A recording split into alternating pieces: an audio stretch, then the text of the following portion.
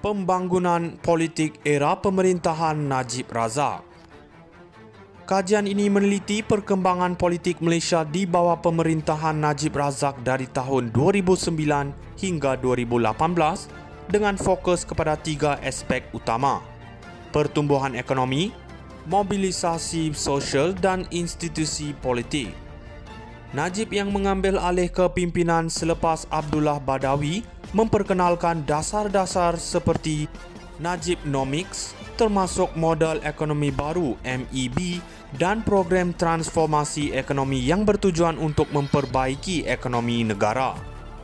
Dalam aspek pertumbuhan ekonomi, Najib memperkenalkan dasar liberalisasi, BRIM dan GST yang dikatakan lebih telus berbanding SST.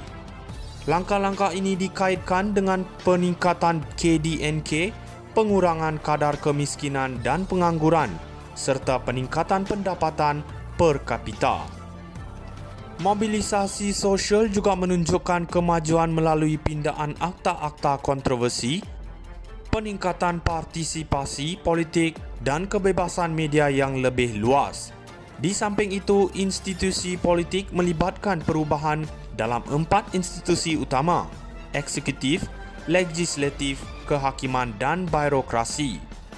Secara keseluruhannya, kajian ini mendapati wujudnya perubahan positif dalam ketiga-tiga aspek ini sepanjang pemerintahan Najib Razak, menunjukkan usaha-usaha pentadbiran beliau dalam memperbaiki keadaan politik dan ekonomi Malaysia. Pembangunan politik era pemerintahan Najib Razak.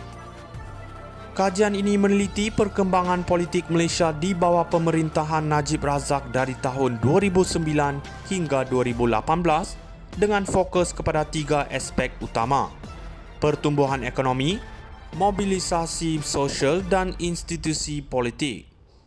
Najib yang mengambil alih kepimpinan selepas Abdullah Badawi memperkenalkan dasar-dasar seperti Najibnomics, termasuk modal ekonomi baru MEB dan program transformasi ekonomi yang bertujuan untuk memperbaiki ekonomi negara. Dalam aspek pertumbuhan ekonomi, Najib memperkenalkan dasar liberalisasi, BRIM dan GST yang dikatakan lebih telus berbanding SST. Langkah-langkah ini dikaitkan dengan peningkatan KDNK, pengurangan kadar kemiskinan dan pengangguran, serta peningkatan pendapatan per kapita.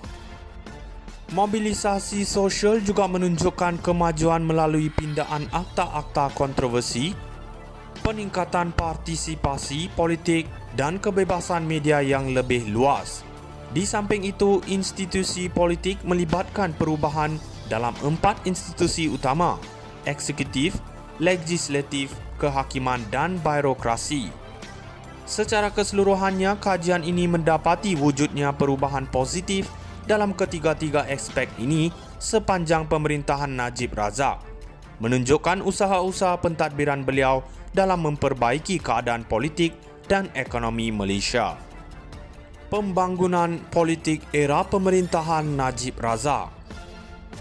Kajian ini meneliti perkembangan politik Malaysia di bawah pemerintahan Najib Razak dari tahun 2009 hingga 2018 dengan fokus kepada tiga aspek utama: pertumbuhan ekonomi, mobilisasi sosial dan institusi politik. Najib yang mengambil alih kepimpinan selepas Abdullah Badawi memperkenalkan dasar-dasar seperti Najibnomics, termasuk modal ekonomi baru MEB dan program transformasi ekonomi yang bertujuan untuk memperbaiki ekonomi negara.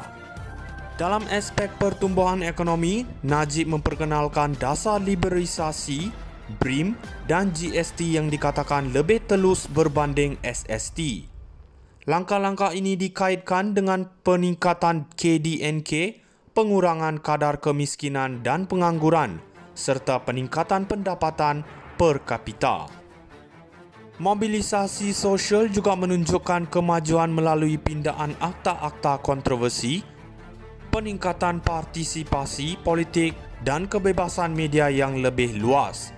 Di samping itu, institusi politik melibatkan perubahan dalam 4 institusi utama: eksekutif, legislatif, kehakiman dan birokrasi.